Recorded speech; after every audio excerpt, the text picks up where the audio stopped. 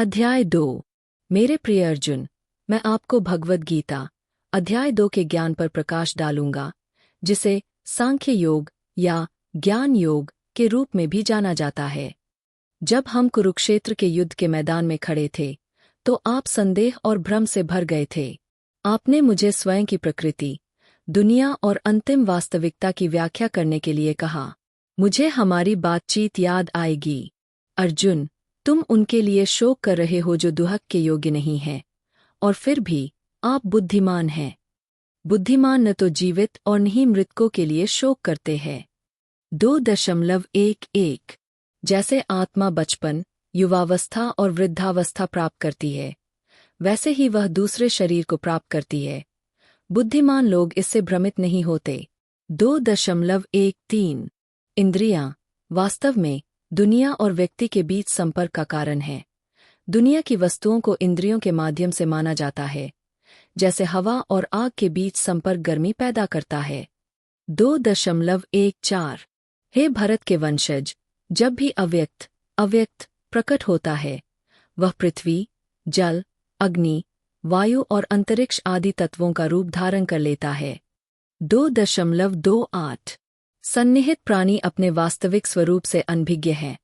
यह हमर आत्मा है, हालांकि यह सभी अस्तित्व का आधार है। 2.30 हे अर्जुन, भगवान सभी प्राणियों के हृदय में बसते हैं। वह सभी प्राणियों को एक मशीन पर चढ़कर अपनी रहस्यवादी शक्ति से परिक्रमा करने का कारण बनता है। 2.61 इस प्रकार मैंने तुम्हें प्रकट किया है। हे अर्जुन, यह सबसे गहन और गुप्त उपदेश, इस पर विचार करें और फिर जैसा चाहे वैसा करें। 2.62 कर्म के फल के प्रति सभी आसक्ति का त्याग करके बुद्धिमान व्यक्ति शांत मन के साथ सर्वोच्च आनंद प्राप्त करता है।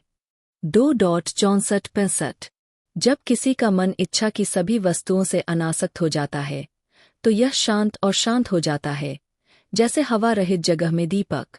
2.64 2.67 और 2.68 इस तरह परम वास्तविकता के ज्ञान को समझने के बाद आप ब्रह्मांड और मैं, आपके दोस्त और सारथी के साथ एक हो जाएंगे। इस प्रकार मेरे प्रिय अर्जुन, मैंने आपको ब्रह्मांड के रहस्यों और आत्मा की वास्तविक प्रकृति का खुलासा किया।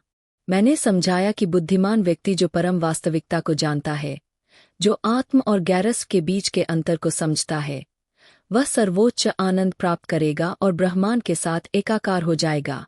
यह ज्ञान आपको आत्म साक्षात्कार के मार्ग पर मार्गदर्शन करे, जैसा कि उस दुर्भाग्यपूर्ण दिन आपके लिए किया था, मेरे प्यारे अर्जुन।